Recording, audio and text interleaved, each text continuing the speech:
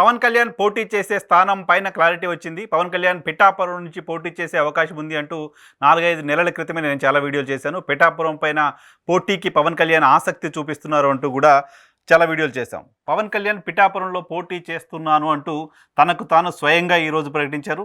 పిఠాపురం స్థానం పట్ల ఆసక్తి చూపిస్తూ వస్తున్న పవన్ కళ్యాణ్ ఎన్నికలకు అక్కడే పోటీకి నిర్ణయించుకున్నారు. గడిచిన ఎన్నికలో ఆయన గాజువాక, భీమవరం నుంచి పోటీ చేశారు. 2 చోట్ల ఓడిపోయారు.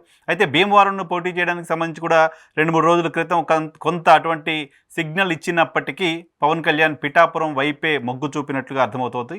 పిఠాపురంలో పోటీకి సంబంధించి ఏర్పాట్లు చేసుకుంటున్నట్టుగా అర్థమవుతుంది. ఎందుకు పవన్ కళ్యాణ్ పిఠాపురం నియోజకవర్గాన్ని ఎంచుకున్నారు?